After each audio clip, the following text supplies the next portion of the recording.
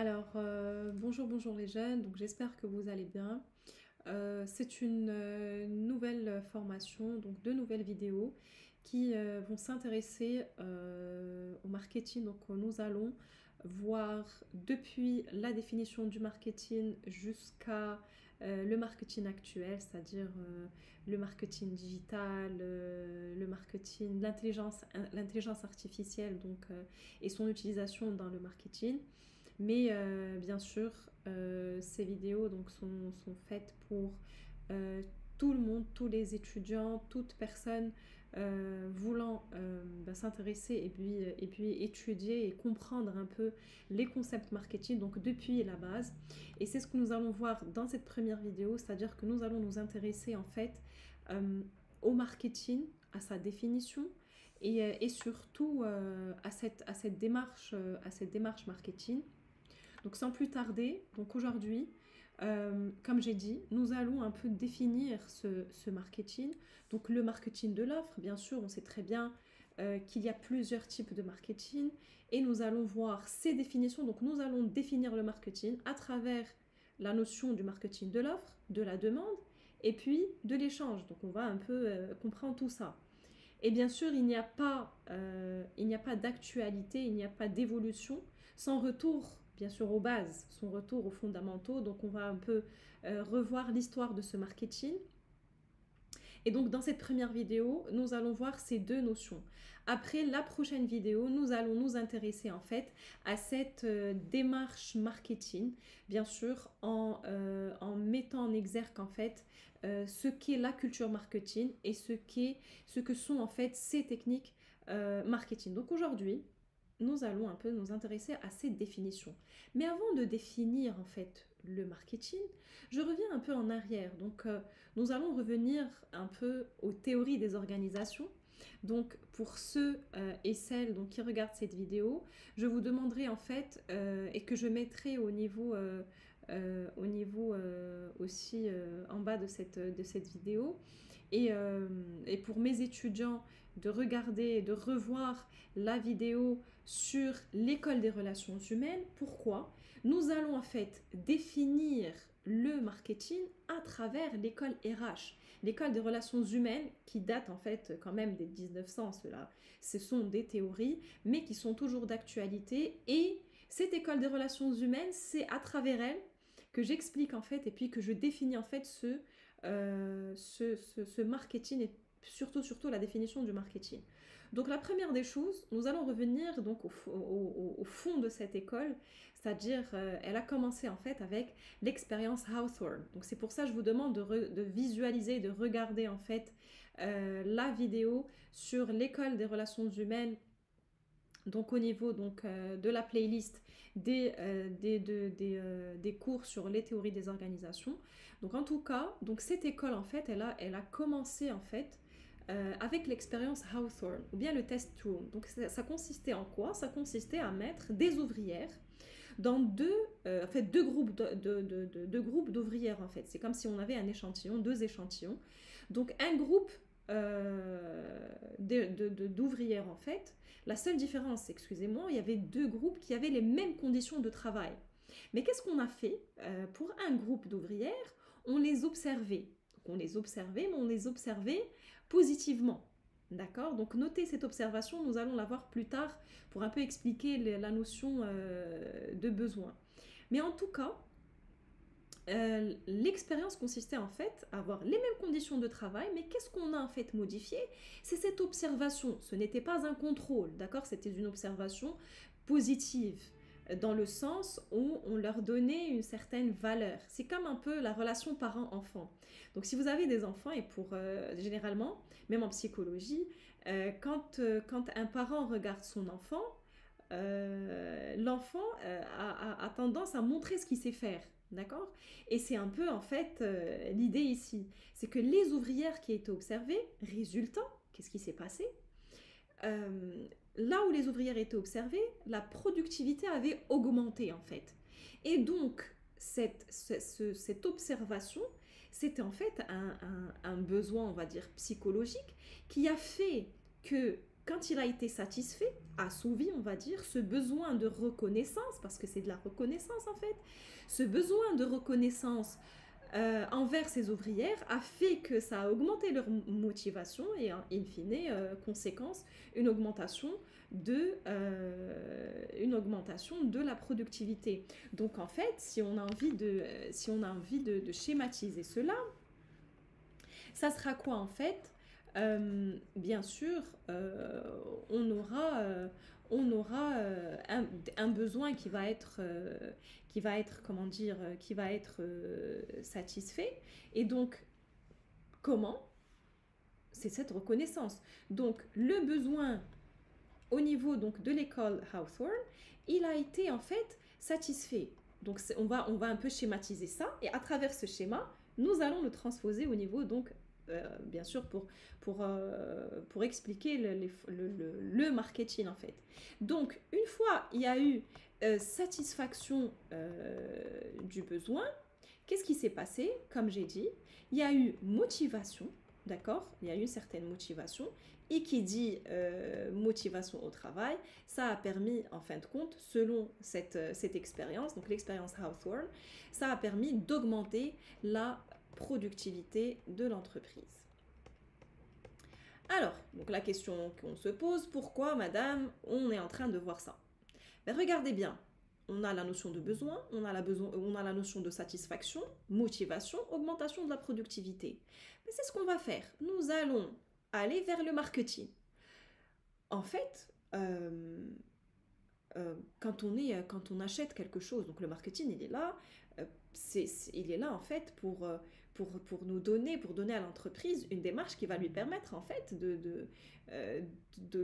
d'offrir et puis de répondre à un besoin en fait. Par exemple, si je veux m'habiller, donc le besoin c'est de s'habiller, donc c'est un besoin que je veux satisfaire, d'accord? Donc si on transpose ça, il y aura un besoin, bien sûr, du consommateur, d'accord? Donc un besoin du consommateur, ok? Un besoin du consommateur qui va être satisfait, d'accord? Une satisfaction aussi. Et pour la motivation ici, cette motivation, ça sera quoi en marketing? Ben, on motive pourquoi? On motive à l'achat. Donc une motivation d'achat, d'accord? Une fois il y a une certaine motivation d'achat, l'idée ici, c'est une fois, regardez, juste on ouvre une certaine parenthèse, il y a une certaine différence entre le client et le consommateur, d'accord? Pourquoi? On parle de comportement du consommateur. On ne parle pas d'un comportement du client. Le consommateur, c'est lui qui va expérimenter notre produit et c'est lui qui va donner des feedbacks. Donc on parle généralement de besoin de consommateur. On parle de comportement du consommateur. Donc on s'intéresse à un besoin du consommateur parce que c'est lui qui va expérimenter. C'est l'expérientiel. Mais une fois que, et bien sûr la différence avec le client peut être consommateur, comme ne peut ne pas l'être. Donc le client, c'est celui qui achète. Par exemple, une maman, elle achète les jouets. Mais est-ce que c'est elle le consommateur? Non. Donc c'est l'enfant qui joue. Ben, c'est pareil. Donc on parle de besoin de consommation qui doit être satisfait, qui va pousser à l'achat. Et donc ce besoin, soit c'est l'enfant qui a besoin d'un jouet, donc c'est la maman qui va acheter, mais en tout cas, ça va pousser. Donc ce besoin de consommation va pousser à l'achat et c'est généralement le client, d'accord? C'est généralement un client qui achète, d'accord? Donc c'est le client qui achète et on va le pousser à être fidèle. Donc on parle de fidélisation, d'accord? On parle de fidélisation du client. Il faut qu'il rachète et qu'il rachète plusieurs fois, d'accord? Donc au fur et à mesure qu'on avance dans cette formation, nous allons un peu parler de cette notion de fidélisation. Et même, je reviens toujours à l'école RH, même dans l'école RH, il faut, parce que c'est un client interne, il faut fidéliser un client interne pour qu'il y ait une certaine productivité. Donc pareil, donc là, une fois qu'il arrive à être motivé d'acheter, à être fidélisé, ça va permettre quoi? Ça va permettre l'augmentation du chiffre d'affaires. En fin de compte, c'est le même objectif en fait. Parce que l'augmentation de la productivité va permettre l'augmentation du chiffre d'affaires. Sauf que après cette école RH, il y a eu l'école néoclassique. Je vous invite aussi à regarder la vidéo sur l'école néoclassique, mais à la fin de cette école, on a compris en fait que le client passe avant le profit. Et ce qui fait que on a compris, et c'est avec Theodore Levitt, avec un de ses articles, La myopie marketing, c'est avec lui et c'est grâce aussi à l'école néoclassique, on a compris que le cœur de métier de l'entreprise, c'est pas une productivité, mais le cœur de métier de l'entreprise, c'est le client. Donc plus le client, il est satisfait, donc création de valeur pour le client, donc une création de valeur pour le client permettra la création de valeur pour l'entreprise. Donc la création de valeur pour l'entreprise, c'est l'augmentation du chiffre d'affaires. Donc pour le client, tant qu'on crée une valeur pour lui, c'est-à-dire qu'on satisfait son besoin, on arrive à avoir un client satisfait qui achète et qui rachète et qui va devenir à un moment donné un ambassadeur et qui fait que si on comprend que le cœur de métier c'est le client, forcément il y aura ce profit, donc ce chiffre d'affaires. Ok? Donc c'est pour ça que je parle toujours et que j'introduis en fait cette notion de école RH dans l'explication du marketing et j'espère que ça a été clair pour vous. Donc si on veut, bien sûr à la fin de cette vidéo et puis même la prochaine vidéo, nous allons arriver à la définition qui a été proposée du marketing en bonne et due forme. Mais si on va de ce schéma, donc le marketing c'est quoi? C'est tout processus qui permet en fait la compréhension des besoins des consommateurs qu'il faut satisfaire à travers quoi? On satisfait généralement à travers quoi?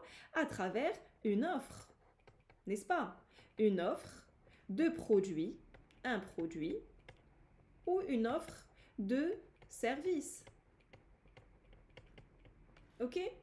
Et qui fait que c'est à travers cette offre qu'on satisfait bien sûr ce besoin dans le but de pousser à l'achat et bien sûr dans le but de fidéliser un client et le but ultime c'est la création de valeur, une création de valeur pour l'entreprise et une création de valeur pour le client. La création de valeur pour le client passe à travers cette satisfaction et la création pour l'entreprise, la création de valeur pour l'entreprise c'est l'augmentation de son chiffre d'affaires et donc la performance et donc avoir un avantage compétitif au niveau donc de l'entreprise.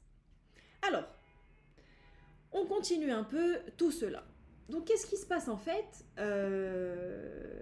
Il y a par contre, donc après tout ça, donc avant d'entamer en fait les différentes définitions que je vous ai données par rapport à l'offre, par rapport à la demande, il y a par contre des idées fausses par rapport à ce marketing. Déjà, même si on l'a pas ici, tout le monde croit que le marketing égale la communication, publicité, alors que non. Encore pire, on croit que le marketing crée le besoin, c'est-à-dire que elle est liée à cette image du marketing et surtout auprès du grand public qui suppose qu'une entreprise puisse en fait imposer une offre sur un marché en créant de toutes pièces un besoin chez le consommateur. Est-ce que c'est vrai? Le marketing n'a pas ce pouvoir, d'accord? Parce que sans besoin préalable, aucune offre n'a une espérance de vie durable sur un marché. Donc il faut l'étude de marché, il faut étudier ce marché, ce comportement du consommateur. Donc le marketing ne crée pas de besoin, d'accord?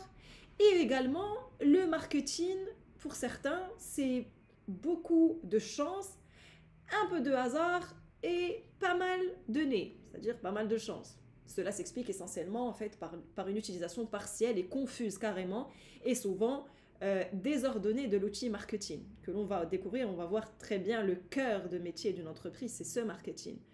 Et comme nous le verrons bien sûr, c'est que, comme j'ai dit, le marketing obéit à une logique stricte. Donc les outils qui seront à notre disposition sont précis et ne souffrent en aucun cas d'interprétation. En revanche, le marketing, c'est une activité humaine. Et vous l'avez vu, si on a parlé des ouvrières, de l'expérience Hawthorne, etc., c'est de l'expérientiel. D'accord? Donc pareil, pour le marketing, c'est une activité humaine qui est donc par nature source d'erreur. C'est normal. Il limite peut-être les risques, mais ne peut garantir un succès à 100%. D'accord? Donc, le marketing, ce n'est pas un coup de chance, ce n'est pas un hasard, mais c'est une stratégie en bonne et due forme et une logique assez stricte qui est mise en place. Autre élément, généralement, on dit que le client est roi. Jusqu'à quel point ceci est vrai? D'accord? Un client est roi, donc cette idée, en fait, elle sous-entend que celui-ci qui consomme, enfin celui qui consomme ou qui achète le produit détient la totalité du pouvoir. Pas forcément, cette vérité suppose cependant une condition indispensable. Il faut que le consommateur soit en mesure de payer une somme qui permette, et bien sûr qui devienne client, qui permette à l'entreprise de rentabiliser son offre. Bien sûr, sans cela, le consommateur n'a strictement aucun intérêt pour l'entreprise. Pour moi, en fait, un client est roi, c'est celui qui permet le ROI, le ROI, le retour sur investissement de l'entreprise, c'est-à-dire celui qui crée de la valeur. Pour l'entreprise, sa valeur, elle doit être supérieure à son coût. Et donc, cette idée ne s'applique cependant qu'aux organisations ayant un but lucratif et donc un client est roi tant qu'il permet une certaine valeur, un certain chiffre d'affaires, une certaine rentabilité pour l'entreprise. Donc là, ce sont ces idées reçues. Et donc, comme je vous ai dit, dans cette vidéo, nous allons en fait voir les définitions de ce marketing à travers le marketing de l'offre, de la demande et puis le marketing de l'échange. Parce que tout est lié à cet échange, à ce relationnel. Et donc, sans plus tarder, nous allons commencer par l'utilisation de ce marketing. Il faut noter, et on le voit très bien, que le marketing, il est utilisé dans toutes les organisations, que ce soit une organisation de production, de distribution, de services, mais aussi des associations, des organisations politiques, le public également. Et donc, il est là, donc il est présent.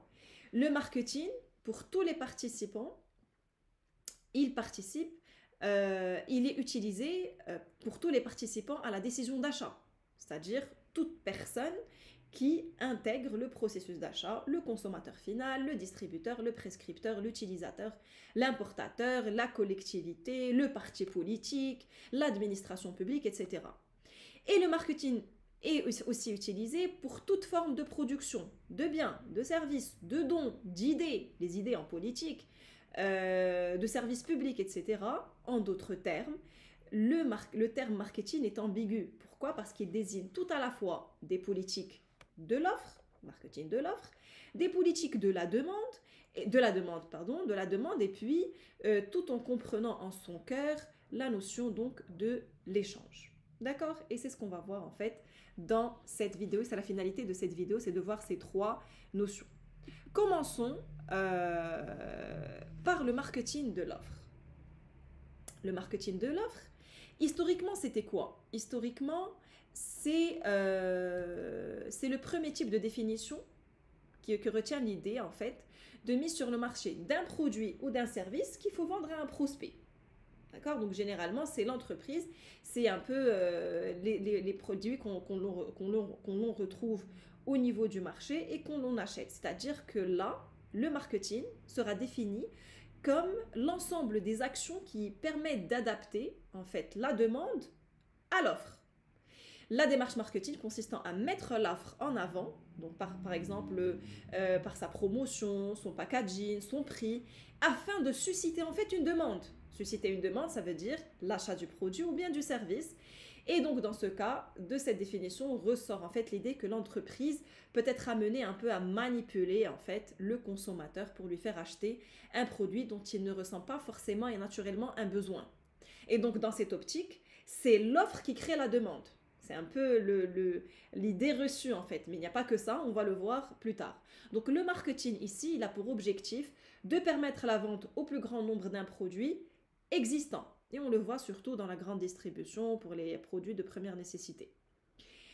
Après, le marketing de l'offre peut être illustré à travers donc cet exemple. Dans l'industrie automobile par exemple, on connaît tout le segment monospace qui a été inventé par des ingénieurs.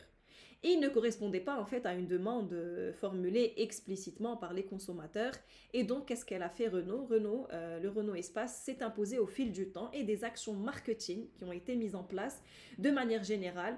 Les innovations radicales sortent rarement de l'imagination du consommateur, mais plutôt là ici on a l'exemple des ingénieurs. Donc, quand on a une idée comme ça, il faudrait beaucoup d'actions marketing afin de, entre guillemets, manipuler ou bien convaincre à l'achat qui actuellement, ce segment est acheté quand même par une niche ou bien un segment de consommateurs. Puis, il y a ce qu'on appelle le marketing de la demande. Là, c'est le contraire. Donc, le marketing de la demande, c'est une autre vision du marketing qui consiste en fait à placer le client au centre des préoccupations de l'entreprise. Et ça, c'est pour la majorité des entreprises. Là, vraiment, on est dans le cœur du marketing. C'est en fait, c'est là où l'ensemble des actions qui auront pour objectif de prévoir, de constater les besoins du consommateur dans une catégorie de produits ou de services et donc de réaliser l'adaptation continue de l'appareil productif et donc commercial d'une entreprise aux besoins ainsi déterminés. Et donc c'est un peu, comme on dit, la filière demande. Donc on part de la demande pour donner, pour présenter en fait le produit. Et donc, selon cette définition, c'est le marketing, donc c'est un état d'esprit qui impose de concevoir la stratégie de l'entreprise en fonction des besoins des clients et puis des consommateurs, destinataires de l'offre de l'entreprise. Et c'est un peu la majorité des stratégies se base sur cette optique. Et donc, c'est la demande qui crée l'offre en fait. Et le marketing, le marketing aura pour objectif de déterminer les besoins des consommateurs, comme j'ai dit dans la définition qu'on a vu, et afin de créer un produit ou un service parfaitement adapté à ses besoins, de sorte à ce que le produit en fait ou le service se vende tout seul. Et ce qui fait que c'est là où les actions marketing interviennent. D'accord? Et puis, bien sûr, on explique un peu tout ça à travers un exemple. Du fait des nouveaux modes de vie dans les pays occidentaux et à la suite d'études de marché, donc les marques, qu'est-ce qu'elles ont fait? Les marques de pâtes alimentaires, elles ont remarqué qu'il existait en fait une demande pour des produits qui se cuisent rapidement. Donc ils ont alors lancé les pâtes à cuisson rapides qui ont connu un succès important et actuellement c'est un succès important. Aussi actuellement on voit bien la tendance du sans gluten, du healthy lifestyle, etc. Et ce qui fait qu'actuellement c'est ce qu'on voit. Donc on s'adapte aux tendances et à l'évolution du marché et donc à nous en tant que clients. Et puis enfin, il y a dans tout ça un échange, d'accord? C'est la synthèse en fait des deux définitions qui mettent au cœur du marketing l'idée en fait de cet échange. Et c'est la définition qui a été proposée par bien sûr l'Association américaine du marketing qui définit en fait le marketing comme une vision spécifique des échanges. Bien sûr, ceux-ci doivent être équitables et implique la création de valeur pour chacune des parties prenantes, que ce soit l'individu, l'organisation, les institutions. Comme je vous ai dit tout à l'heure, il y a toujours cette création de valeur. Une création de valeur, par exemple dans le monde commercial, une création de valeur pour le client et une création de valeur pour l'entreprise. Pour le client, c'est de le satisfaire pour qu'il revienne, il soit fidèle et in fine, ça va permettre à l'entreprise d'avoir un chiffre d'affaires. Et donc, cette définition repose sur la notion centrale de création de valeur partagée et durable surtout. Donc, c'est ce partage, ce relationnel et une durabilité. On parle de pérennité de l'entreprise dans un environnement qui est concurrentiel. Donc, l'idée, c'est de créer en fait cet avantage concurrentiel. C'est que l'entreprise arrive à ça et donc c'est ce qui permet à l'entreprise de rester fidèle au niveau du marché. Et pour finir, en fait, je vous disais qu'il fallait revenir un peu à l'histoire. Et comme je vous ai dit, s'il vous plaît, ça serait vraiment très intéressant d'en fait, comment dire, de parler en fait, de revoir en fait les notions du marketing, de théorie des organisations, d'accord, pour nous permettre en fait de revenir à cette historique, à cette évolution du marketing, comment est-ce que nous allons le faire?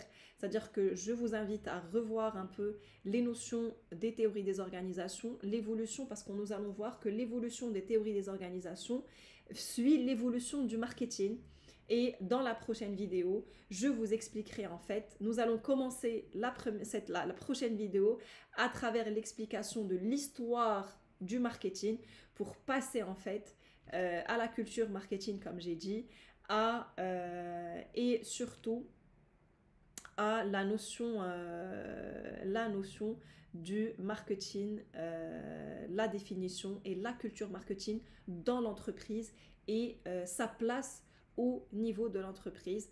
Et je vous dis à la prochaine vidéo. Et bien sûr, continuez cette vidéo à travers des recherches, à travers vos propres recherches. C'est ce qui va faire que vous allez apprendre encore plus. Et je vous remercie pour votre attention et à la prochaine vidéo.